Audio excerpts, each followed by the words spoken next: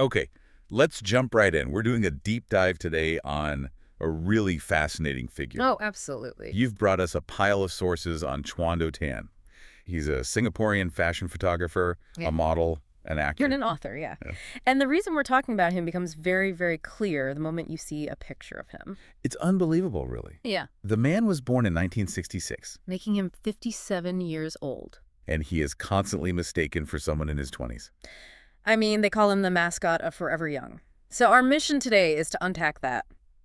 Is it just incredible genetics, or is there a system here, a lifestyle that's been painstakingly built? We're looking for the recipe, right? The secret sauce.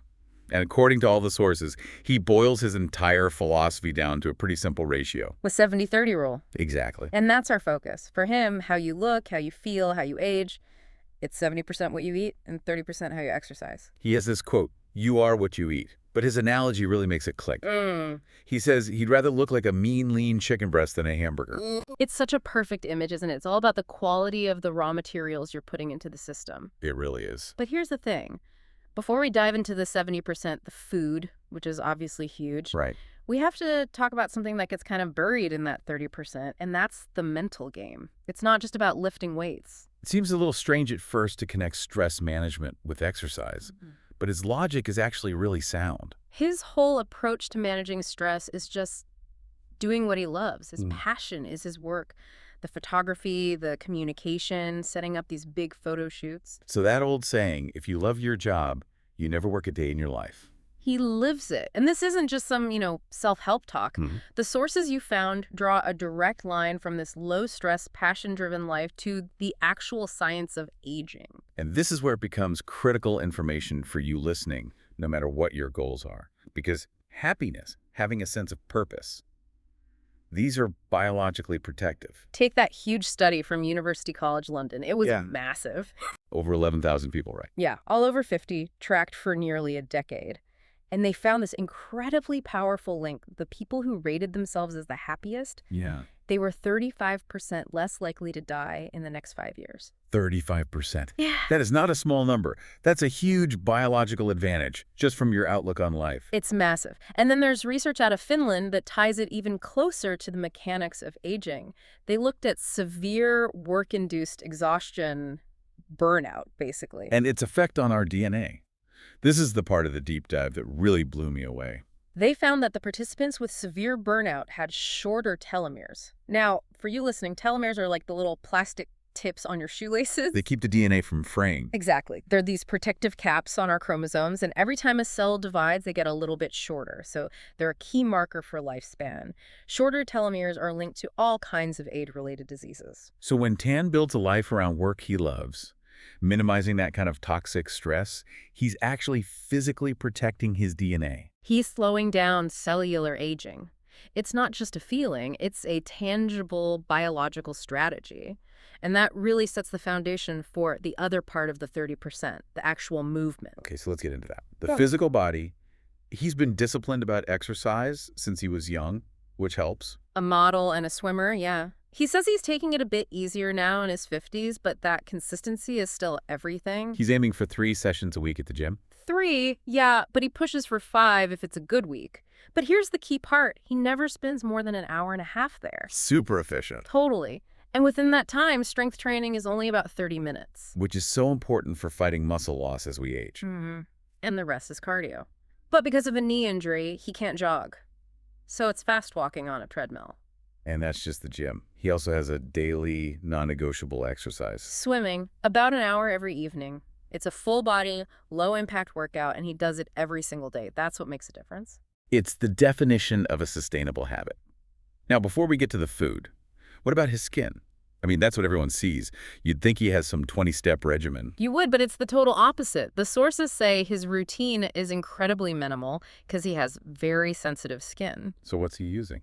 Just a gel face wash and a moisturizing cream. That's it.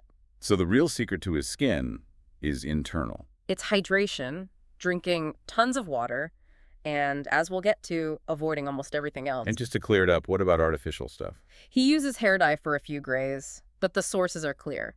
He tried Botox once, it was a gift, hated how it looked, and has never done any cosmetic procedures since. His whole thing is that this is 99% internal work. Which brings us to it, the 70%, the foundation of everything, the diet. This is where the real meticulous discipline comes in. It's all lean protein, very few simple carbs, and whole natural foods. Let's start with breakfast. Okay, so the sources give us two main options for his breakfast. The first is what he does at a buffet.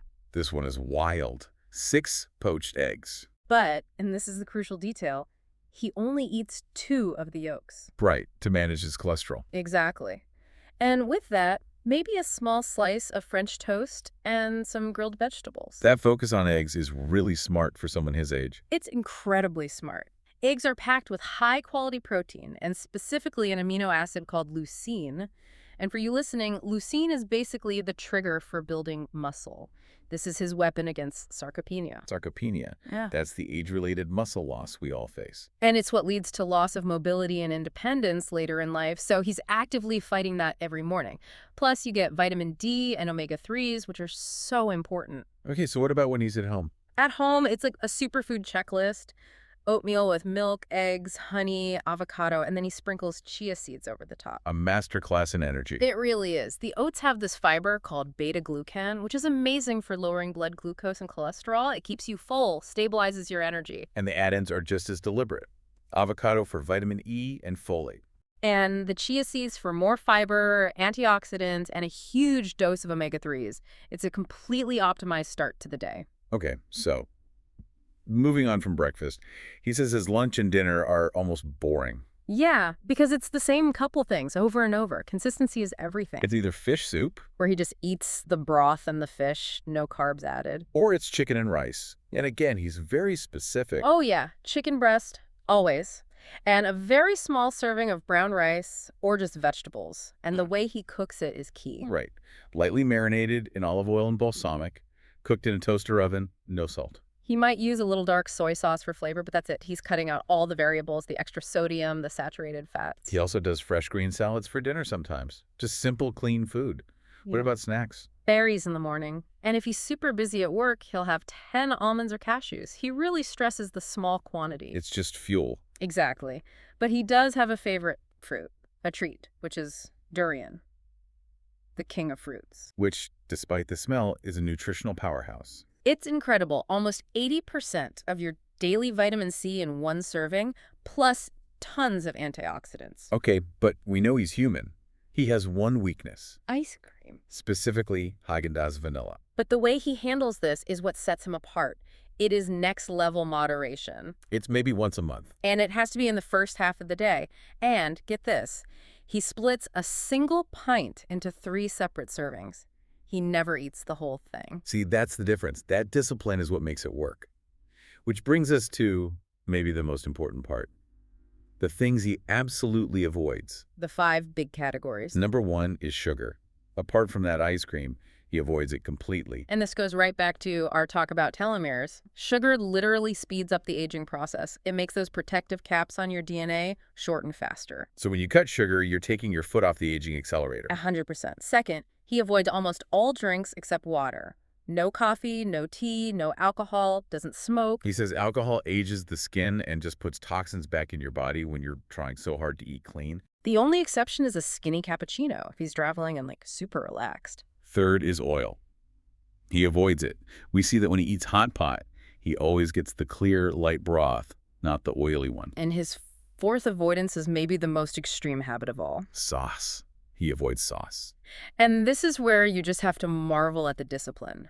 The sources say when he's out with friends, he'll sometimes dip his food into a bowl of hot water. To rinse the sauce off. I mean, who does that? Isn't that socially awkward? He says he picked up the habit as a model and a swimmer, and it's so ingrained now that it doesn't bother him. For him, the long-term goal just completely outweighs any minor social weirdness. Wow. That is a staggering commitment. And the last one?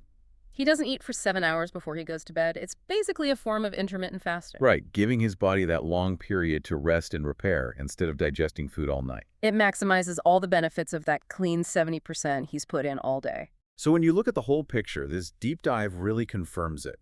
His whole forever young look is just the result of relentless, lifelong discipline. Absolutely. It's not a fad diet. It's a complete system built on that 70-30 rule, the meticulous accounting of the 70%, and the total commitment to the 30%, both body and mind.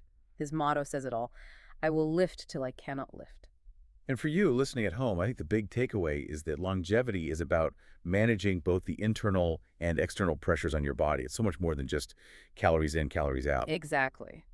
Which leaves us with a final thought. We've talked about the science linking joy and passion in your work to your physical health, to slowing down telomere shortening. Hmm. And we've talked about the extreme, almost punishing dietary discipline, like rinsing the sauce off your food. So the question for you to mull over is, which of those two things do you think has the greater long-term impact on your body's actual biological aging process?